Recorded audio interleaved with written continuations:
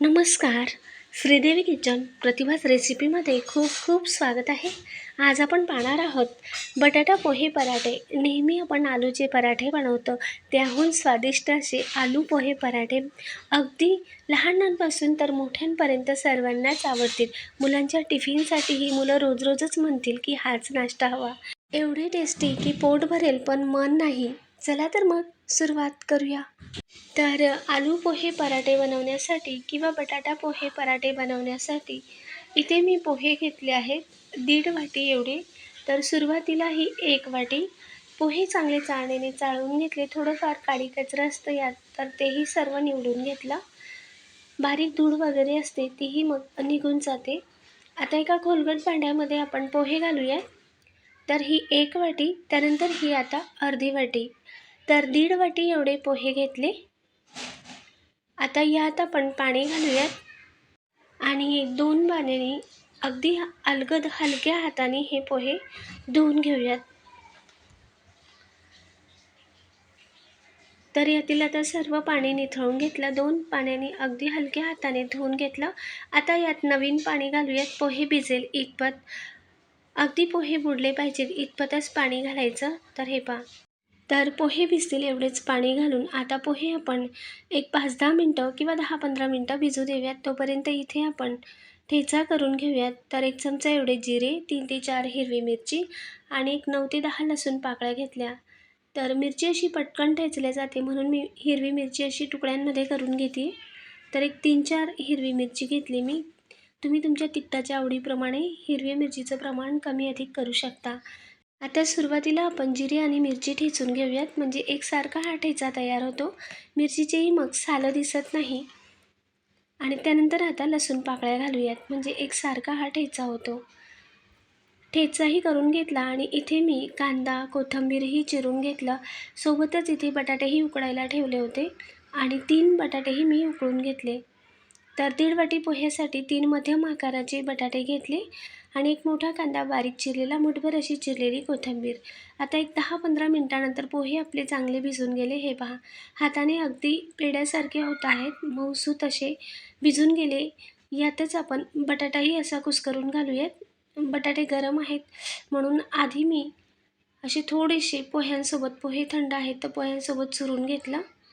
तर हे पहा, या पद्धतीने सगळं एकजीव करून घ्यायचं, पोहे आणि बटाटा. जशी आपण कणिक भिजतो तसंच हे एकसारखं एकजीव करायचं. भांडं थोडंसं लहान होतं म्हणून मी एका परातीत काढून घेतलं हे सगळं. बटाटे आणि पोहे आपण भाकरीचं पीठ जसं मळतो किंवा भिजतो तसंच आपल्याला हे परातीला घासत घासत एकसारखं मळून घ्यायचं आहे, म्हणजे पोहे अगदी मॅश होऊन जातं आणि बटाटासुद्धा. तर हे पहा, भाकरीच्या पिठासारखं एकसारखं हे आता मळून घेतलं, गोळा करून घेतलं. तेव्हा आता यात घालूया आपण 1 वाटी एवढे गव्हाचे पीठ. वाटीचे योग्य प्रमाण घ्यायचं सर्व, बरोबर असे हे पराठे होतात. त्यानंतर अर्धी वाटी एवढे चणा डाळीचे पीठ किंवा बेसन पीठ. तर वाटीच्या प्रमाणानुसारच आपण सगळे जिन्नस घेतले. तेवढेच हे पोहे रुचकर आणि खमंग टेस्टी लागतात खायला.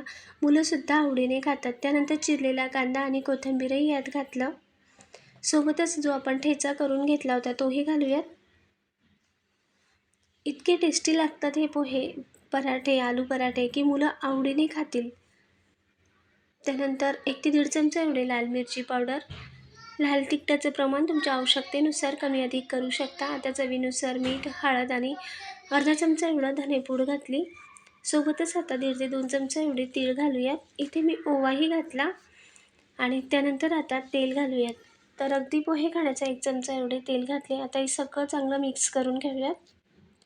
हातानेच हे सगळं एकजीव करून घेऊयात. वाटींचे प्रमाणात सगळे पिठं घेतले आणि पोहे घेतले तर योग्य असं हे पराठे होतात, लाटलेही जातात बरोबर. हवं तर तुम्हाला थालीपीठही बनवू शकता या पिठाचे आणि भाकरीसुद्धा थापून घेऊ शकतात. पण थालीपीठ आणि पराठे खूप छान लागतात खायला. तर हे पहा, या पद्धतीने इथे मी असे हे सगळं भिजून घेतलं, मळून घेतलं, एकसारखं एकजीव करून घेतला, गोळा बनवून घेतला आणि त्यानंतर आता पराठे लाटायला घेऊयात. तुम्हाला जर थालीपीठ बनवायचं असेल तर गव्हाचं पीठ थोडंसं कमी घेऊ शकता किंवा याहूनही तुम्हाला जास्त कडक पीठ हवं असेल तर अर्धी वाटी गव्हाचं पीठ वाढवू शकता. पण हे योग्य असं प्रमाण आहे इतपत बरोबर असे पराठे लाटले जातात. तर हे पहा, आपल्याला पिठी लावण्याचीही गरज पडत नाही. वाटत असेल नवशिके असाल तर थोडंसं पीठ लावून घेऊ शकता. पीठ लावूनही पिठी लावूनही बरोबर असे पराठे लाटले जातात. कुठेही तुटत नाही, फाटत नाही. अगदी मस्त पराठेही लाटले जातात गोल. आणि आता तव्यावर मध्यम असा तवा गरम झाला, त्यावर तेल घातले आणि यावर घालूयात आता पराठा. हवा तर तुम्ही साजूक तुपही घालू शकता तुमच्या आवडीनुसार. आता 2 मिनिटानंतर गॅसची आच अगदी मंद आचेवर करायची. अजिबात मोठ्या आचेवर पराठे भाजायचे नाही, ते मंद आचेवरच करायची आणि मंद आचेवर अगदी खमंग खरपूस असे हे पराठे उलटपालट करून भाजून घेतले, काढून घेतले. त्यानंतर आता दुसराही पराठा त्याच पद्धतीने लाटून घेतला. कडेने थोडंसं तेल सोडायचं किंवा साजूक तूप आणि पुन्हा हाही पराठा 1 ते 1.5-2 मिनिटानंतर उलट करायचा. गॅस मंद आचेवरच ठेवायचा. अजिबात गॅस मोठ्या आचेवर करायचा नाही. मंद ते थोडीशी मध्यम आचेवर पराठे भाजून घ्यायचे. तर हे पहा, किती सुरेख असा रंग आला पराठ्याला. अगदी खमंग असे चविष्ट रुचकर हे पराठे लागतात. हे तुम्ही प्लॅस्टिक पिशवीवर, हवं तर ओल्या कापड्यावरही छेद करून थालीपीठही बनवू शकता. चवीत काही फरक पडत नाही. उलट तेल आणि तूप लावून हे पराठे तेवढेच चविष्ट होतात.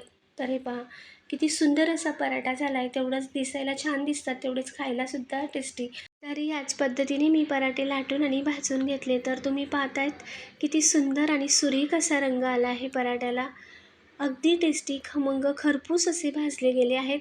फक्त गॅस मंद ते मध्यम आचेवर करायचा आणि मंद आचेवरच हे पराठे भाजायचे. तेवढेच टेस्टी होतात. जमेल तेवढे पातळ लाटायचे किंवा तुम्हाला लाटता येतील तसे लाटायचे तरीही चालेल. अगदी साधी सोपी रेसिपी, छोटंसं निवेदन. लाईक, शेअर, सबस्क्राईब नक्की करा हां. कमेंटद्वारेही सांगा. नवीन रेसिपीसोबत पुढच्या भागात पुन्हा भेटूया. धन्यवाद.